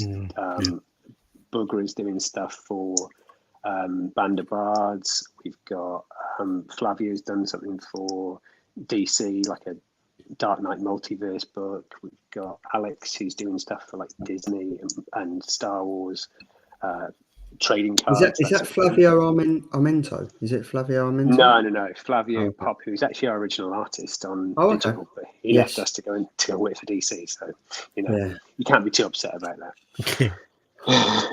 And then we're doing this kind of CGC thing, which is, it wasn't really intended to be that. It was supposed to be, I wanted to do something different. So I wanted to do CBCS, and I trialed it out a couple of times. And the reason it was different and it was working was because people weren't really offering CBCS after like Tim and Lucy stopped doing it. Yeah, that's it. So it seemed like a gap, you know, and there wasn't that opportunity to get a signature verification. So I did a couple of rounds on it, and people were really into it. And I was thinking, right, this is going to be the big launch. Yeah. And I bought the website, set everything up, and then CG said, right, I've got JSA now. I was like, oh, you bastards, you know, no one's going to use CBCS anymore because, you know, CGC ultimately is that brand. Yeah. But the customers that I'd already got said, well, why don't you just try it? Like, you know, people are always looking for someone they can trust. And thankfully, like, it's gone really, really well. We sent 191 books just last week to CGC. We sent sort of 60 the week before that. We've got about another 60 to go at the end of November. That's just from Peter, isn't it? That's just all Peter's books. Yeah, absolutely, yeah. You know, and hopefully I'll work with John Lacey, who I know that Peter knows. I think most of you guys know him. We kind of set up like a relationship where everyone knows that those books can go straight to him. He's got a great proven track record, open and honest. You know, he'll tell people if it's not worth getting books graded or not worth getting cleaned and pressed. Hopefully, like the reputation that I've built up over the years through the group, people sort of trust what I'm doing. And I've told people that it does me out of money at the end of the day, but I would prefer that, you know, don't send that book in because you're actually going to probably end up losing money on it. And I would hope that sort of honesty will... It's integrity at the end of the day as well, isn't it? Yeah. Absolutely. I would want someone I can trust to send books to, so I want to kind of act in the same way. Yeah. And I think that's a big thing, especially with like CGC, is if you know that the person that you're using to do this is going to be honest with you and give you the quality that you deserve, you're going to go back there.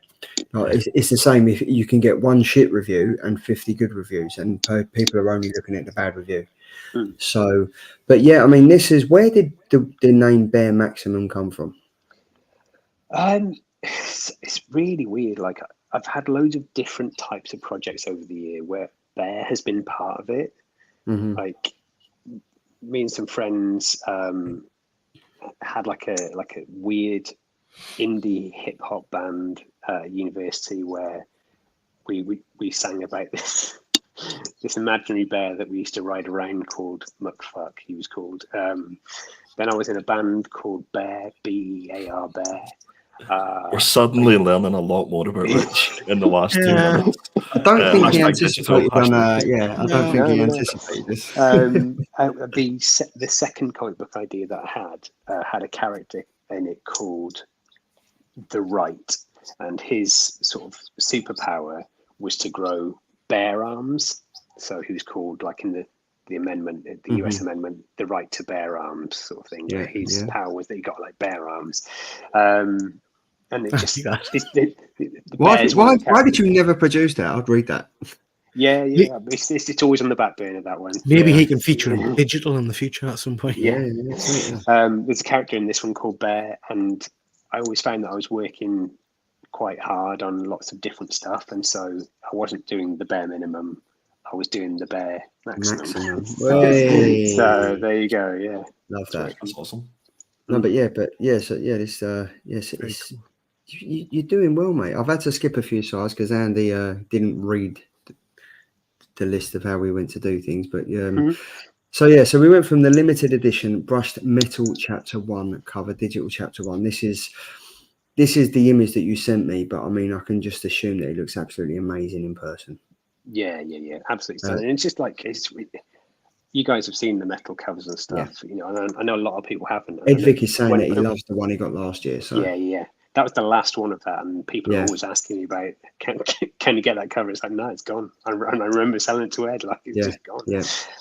But there's something a bit special about these metal covers, and I think what people don't realise is that it is genuinely metal. It's not just a look. It's actually printed on metal. It's like, that's the cool thing about it.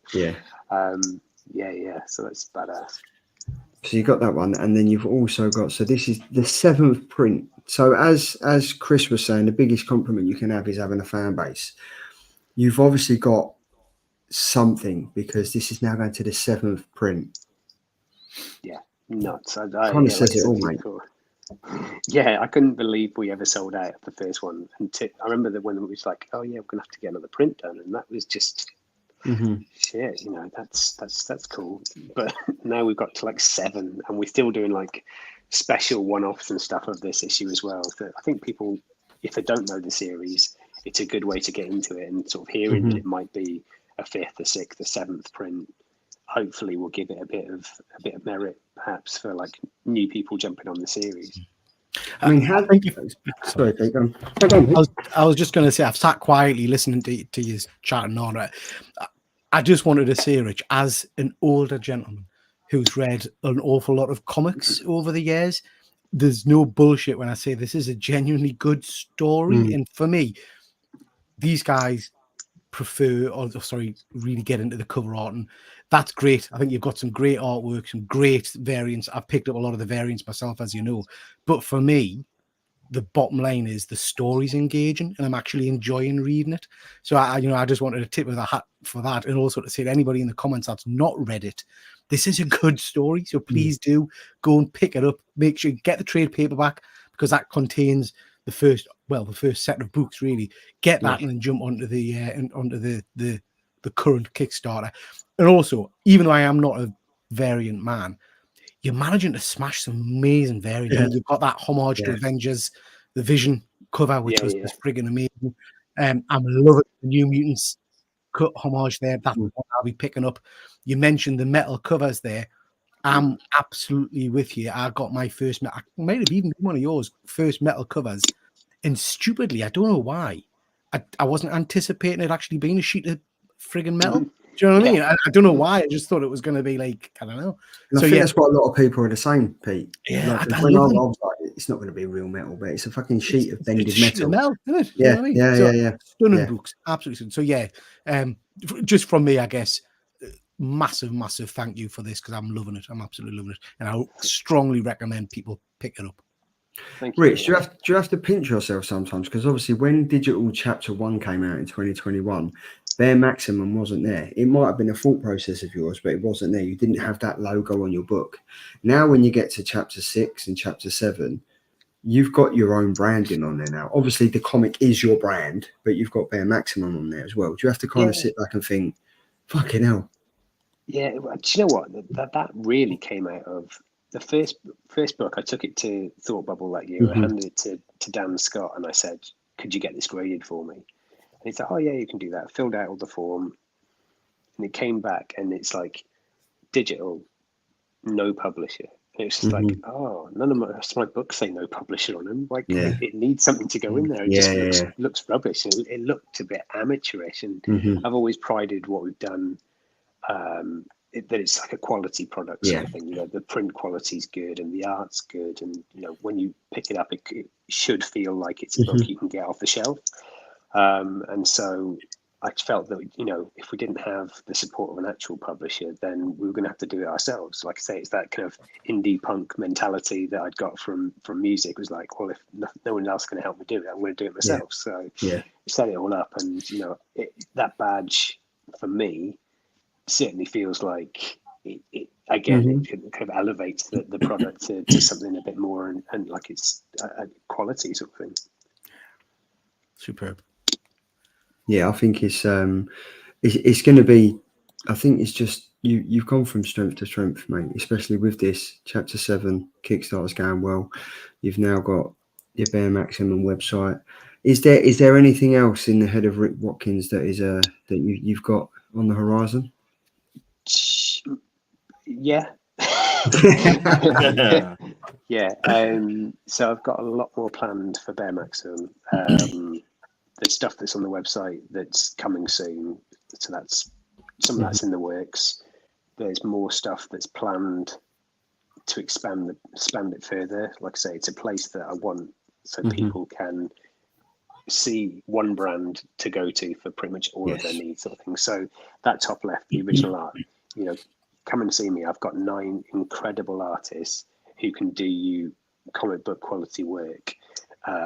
And I can just organize it for you. I've been working with these guys for the best part of 12 months. Like I say, they're working in the industry. They've got covers with Dynamite and Image and Boom, you know, the sort of thing. Yeah. So, you know, they're there doing it, and it's really good stuff. I'm going to be bringing some of that work to Thought Bubble. So I'll be selling some super limited edition prints of these guys' work. So I'm going to do limited to 5. There'll be 4 color prints and 1 black and white like line art print from every single one. So that'll be like a Wow. one of one. They'll come with like COAs.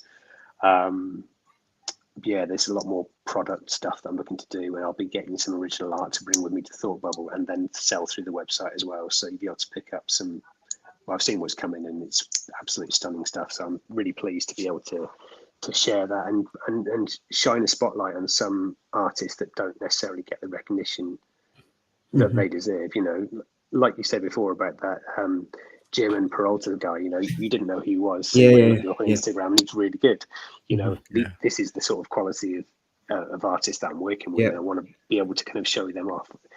Yeah, there's incentive for me to do it, but a lot of these people I've worked with either through digital or through artwork I've had done for myself, just because I like them. Yeah. So it's all about sort of my personal choice, and so this is what it's like making my own mixtape. Yeah. But yeah, I think it's going to be wicked. If anyone in the chat is heading to Thought Bubble, make sure you head over and see Rich and read Right digital. by the front door as well. Is it really this year? Yeah, Okay, cool. Yeah. Because last year you was in hall. Was it the red hall you was in? All The way at the back? third one. It was the third one. What was it called? Yeah. Like, You was opposite Jeff Lemire, weren't you? So yeah, you I see. through Yeah. there. No, not at all. But yeah, right. So as you go through the front door, it's Yeah. the middle section there. So Oh, wicked! Nice. yeah, Nice one. right by the front door. So yeah, so anyone that hasn't read digital yet, there's the Kickstarter there. Make sure you jump on it. Head over to their Max website. Check out that. Check out the Instagram. But yeah, you've killed it. You've absolutely killed it. So massive kudos to you for doing that, mate. So yeah, Thought Bubble 2 weeks away. I'm sure we'll enjoy a couple of beverages. Yeah, we'll have to. I think No, it's the law, isn't it? It is the law, of course it's the law. So from that, Road to Thought Bubble is getting shorter by the day, but we are now at the Killer Comic Show sneak peek. This is where we pick the 3 comics that we would like to review next week. We put it on the community chat on YouTube, and you can place your votes. Up first, I've gone by It Happened on Hyde Street, Devour issue number 1, coming from Ghost Machine, the one and only Jeff Johns. I've gone for that one. Pete? No, bullshit.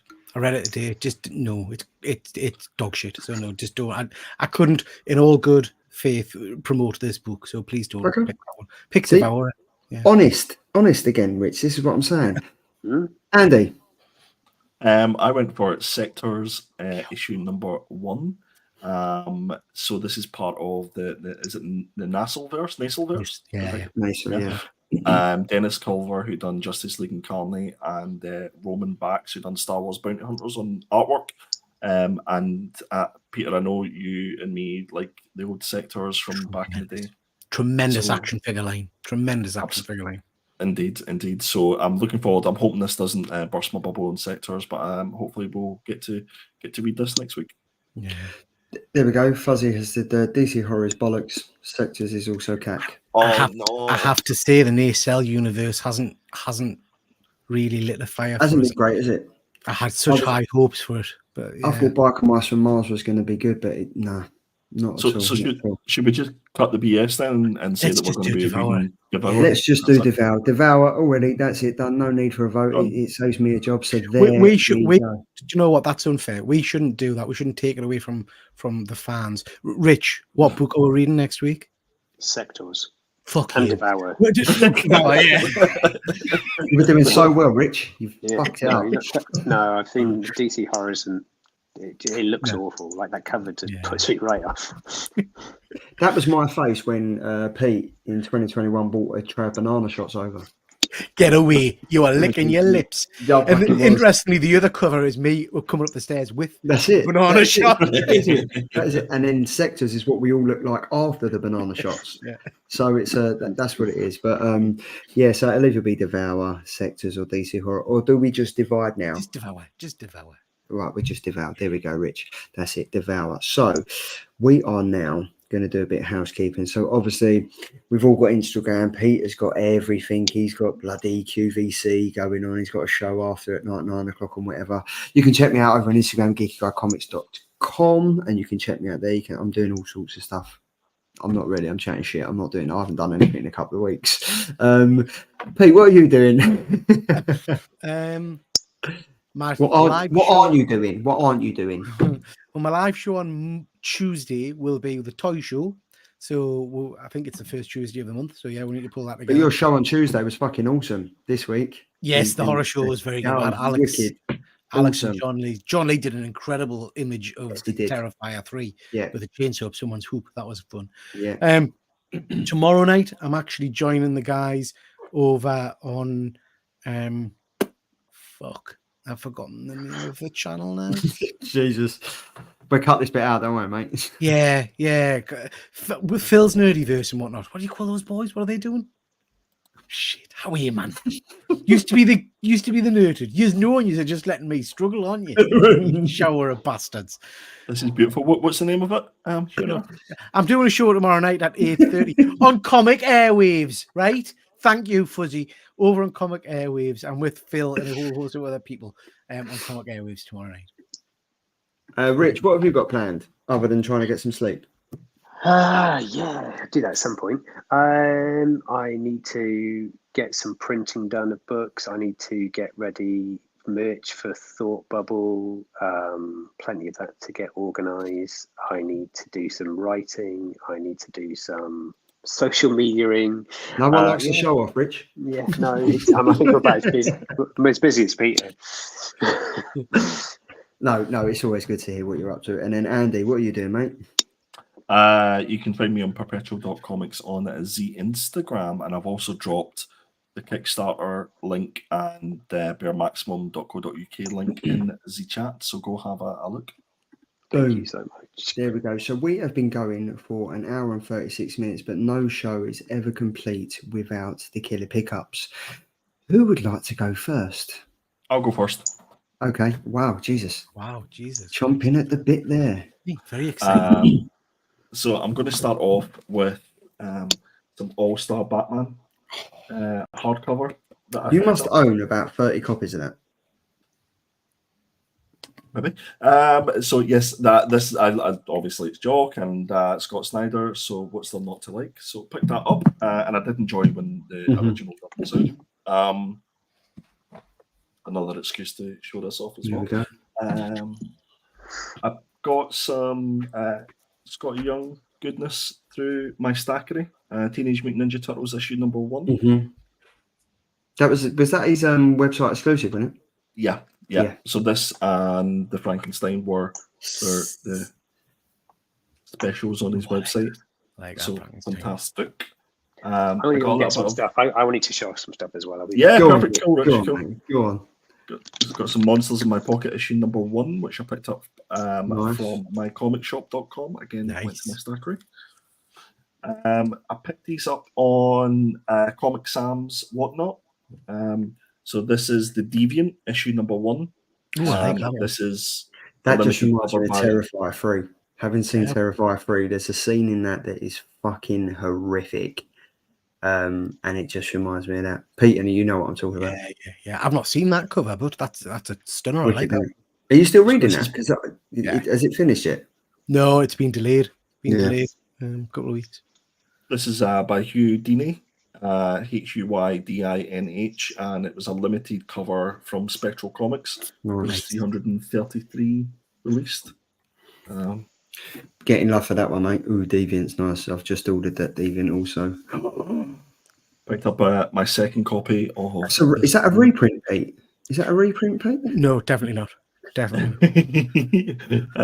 So this is my second copy of this. I couldn't not turn it down at the price I got it for. So happy with that. I got some of the Thundercats issue number 1. This is the Nate Melendez exclusive. It looks like Pete. Looks like me. It does look like you. Yeah, it's got the same abs. Yeah. He has, nice. Definitely, yeah. I picked up a couple of obviously Jock covers. This is Batman Gotham by Gaslight, the Kryptonian Age issue number 1. So I picked up the foil version. Nice. Just the regular version there. Nice. I picked up a piece of artwork, and I know Peter's aware of what it is because I asked him, did he know who the artist was and stuff like that? And some of the characters I wasn't even aware of either because I'm not a huge DC fan. But I got it framed up, and it looks absolutely delicious. Yeah, it looks good. Oh, nice. It's on the official sort of DC paper that the official artist. But I've no idea if this was a published piece of work or whether it was just somebody sort of sketching that got access to the paper. But if anybody recognises this and knows what comic it's from, then please do let me know. It's definitely from the Titans run. Yeah. And I can't remember now. I messaged you the name of that character, but there was a crossover with him. I can't remember what it was called. Kiosk or something. I can't remember. Yeah, but I went through all the comics and I couldn't find that page. So I messaged the person that I got it from on eBay, and they'd said that it was part of a clear out of a music studio, and apparently the person who owned the studio was like the manager of Take That and things like that. So must be a big comic. Robbie Williams exclusive, is it? Robbie Williams, Yeah. Signed by Gary Barlow. Nice. Oh, man. I love getting 7.0 CGCs with the labels on them. It's just a thing that I've started going down a rabbit hole to do. So I saw this and couldn't resist for the price that I got it for. So that's another 7.0. I like that cover. Yeah, that banner's awesome. But Fuzzy Dunlop in the chat actually messaged me with a similar one, but it was a UK price variant, and it was slightly more expensive than this. So I just picked up the cents copy. Nice. Now this one is pretty cool, if I do say so myself. This is a CBCS, but it's an art version. So this is the 1 in 500 Jock cover. Venom, yeah. But it's also got the art of Ryan Stegman and his autograph there. See that? Nice. Oh, nice. So that's cool. cool. Rich loves it. He's giving a thumbs up again. Loves the thing. Pick this up. So this is Star Wars Ahsoka issue number 2. So this is the web exclusive from John Tyler Christopher. So I picked up Ahsoka, and I picked up Darth Vader. Oh, nice, sexy. Yeah, that's cool. And that's me. That's my pickups. Very cool. Very cool. Rich, you ran off. Would you like to show us yours? Yeah, please. Right, so I guess the first thing is I've just been away for a few days, and I came back and there was a package from Forbidden Planet. I'm like, what could it be? I've no idea. I don't remember ordering anything from Forbidden Planet. But anyway, it's this really sexy Devil's Cut. It's like a hardback version of it. It's like an old annual, that. Yeah. So $75.99 as well. Not too bad. Yeah, no. Yeah, I wonder why my bank account was looking at the state it was. No idea where it's come from, but yeah, quite happy with that actually. That's awesome. This one I picked up. It's actually the covers by one of the artists I work with, but this is on Band of Bards, who I see them kind of knocking about. But yeah, I love his style. He's got a lot of what he does is this kind of 80s action movie style, and it's all a bit of me. Now, this is the stuff that I really wanted to show you. So my mate Tom went to New York Comic Con week before last, and he'd been last year and he'd met Bill Sienkiewicz, and I'm a massive Bill Sienkiewicz fan. Nice. And he'd got a sketch done by Bill and a few signatures and stuff, and I was like, could you get him to do something for me? If I give you the books and I give you the money, will you go and do it? And he's like, I don't like taking other people's books, but and I kind of badgered him. Anyway, he took them. So I've got this very cool Electro Assassin. Love that book. That run's great. That whole run. Yeah. They're all amazing covers as well, which is great. Now, I love his and Claremont's run on New Mutants. So I got Demon Bear. I don't know how well you can see it. Yeah, Demon Bear. Yeah. It's not so good. It's just across there. Yeah. This one's a little bit better. Definitely going to get to send this bad boy. It's a hell of a signature, mind, isn't it? Yeah. Fills the page, doesn't he? No, this is the pièce de résistance. As I mentioned before, I'm a big Something's Killing the Children fan. I've already mentioned a big Bill Sienkiewicz fan, so I got this remark by Sienkiewicz. Yeah, for this cover, which is actually a homage of that one. That one. Yeah. That's wicked. That's cool. So I just like to show that off, if I'm honest with you. So very nice. Peter? So I've picked up this little, but I'm not going to go through them all. This is a bundle from Sad Lemon. It's their trade dress variants pack. So you get 10 variants, a whole host of nice, sexy colours. They're all very, very, very, very Natalie sexy. Saunders there. You know what I'm like? I bought these, didn't know why I bought them, so they'll all go in the giveaway box at some point for the shows. So they're quite nice. I went on Whatnot the other night and I couldn't resist this.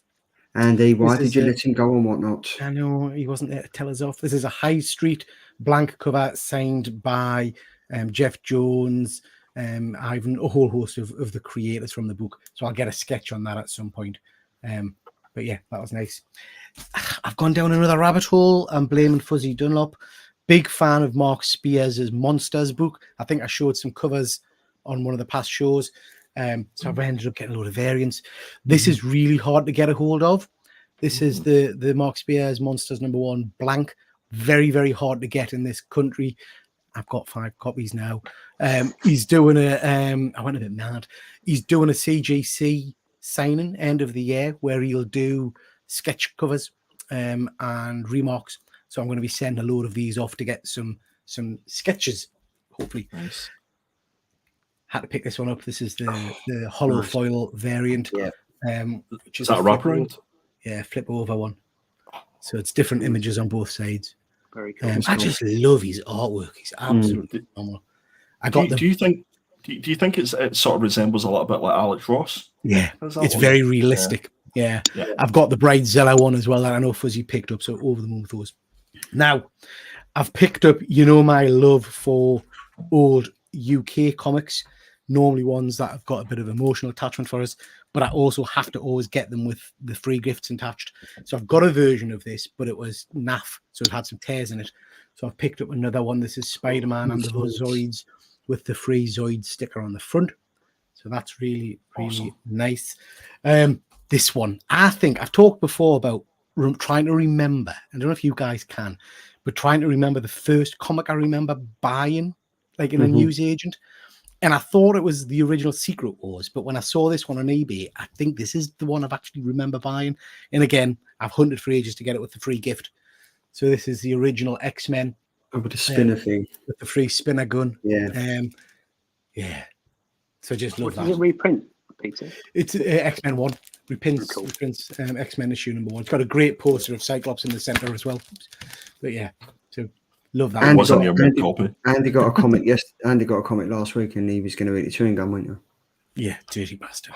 Yeah, that was. Yeah. The last thing I've got is something I've been after for a long, long time, but I was quite particular on what I wanted, because this guy signs an awful lot of books, and he's got 2 different signatures really. And I wanted the full thing, so I picked up a Todd McFarlane, and I went for the Todd McFarlane, and that's a Spawn issue #1, 9.8. Oh, nice. Peter! Yeah. So I've wanted one of these for ages, and like I say, he does a lot of T McFarlanes, but I wanted the. I don't know why. I just wanted. So jealous. Yeah. I'm so jealous. No one wants that T McFarlane though, do they? They'll say they're happy with it, but no one really wants it. They want the full Todd. They want the Todd, yeah. It's all about the odd. Oh, Andy. I'll finish off talking about Andy. I got these in the post today. Really wasn't expecting them. Brought a little tear to my eye. Love a bit of J. Scott Campbell. Andy, the sexy bald man above me, sent me Danger Girl. Love that. When's that from? 1999. Awesome. Love that. Then we've got Fantastic Four from 2018. Oh, I like that one. Honestly, you can't beat J. Scott Campbell. I absolutely fucking love him. I think he's wicked. And then I've started rewatching these again. So I don't know how Andy, they called him the Oracle, but I don't know how the fuck he knew that. J. Scott Campbell, 2018. Michonne on the front cover. Look at that. Nice. That is awesome. Andy, I love you, man. Thank you so much for these. I really weren't expecting these. Thank you very much. And I've just noticed there's something in the back of this issue. I don't know what that is. Yeah, so that it came in that. It came in the poly bag. What was great is when I was tracking those, they actually took a whole picture of your house, so it's really well decorated for Halloween. It looks wicked. And today with the kids, I linked up the Alexa, and I just had scary Halloween sounds playing. And every little kid that came and knocked, and they was like, "Oh, what's that noise?" I said, "If you take more than one sweet, you can join the kid underneath the shoe rack." Oh, Jesus. Okay. I Have you got anything else at all, Charlie, No. to show? No. Because I forgot one thing that I picked up today. Sketchbook. Pencils. I'm going to start sketching again, lads. I kept promising myself I'm going to start drawing again. And $2.99 in B&M. What else did you get from B&M today? This. It's taken an hour and 50 minutes, Pete, but he finally did it. You are not alone. Mate, I am so warm right now in this. Twinsies. Rich, and I hope you've enjoyed your appearance on the show, but you can clearly see that us two down here are the normal ones. Actually, Charlie, I was in the greenish room earlier on. Yeah. I know for a fact that you've got one of those as well. So Yeah. come on. Nicely played, Rich. Nicely played. Wanker. Anyway, we've taken up an hour and 51 minutes of your time. You've been an amazing guest. Thank you very much. Well, you're not just a guest, you're a friend of the show, you're a friend of us. We're looking forward to seeing you at Thought Bubble. We're looking forward to seeing where digital continues to go. If anyone hasn't already, make sure you make sure you hit up the Kickstarter, make sure you head over to Bare Maximum. And just do what you got to do. It's wicked. We all love enjoying comics. I love spending time with all of you guys on the screen. It's been another awesome Thursday. And yeah, I think we've got 2 weeks to go until we all see each other in the flesh and get all manly and hugs and then declare our love after a couple of pints and stuff. It is what it is. I don't need a couple of pints to do that, to be honest, boys. No. But it's been fantastic. Unless anyone else has got anything else to say, I'm just going to start waving. Just hang up. Yeah. All right. No, you hang up. You hang up. I'll hang up. It's done.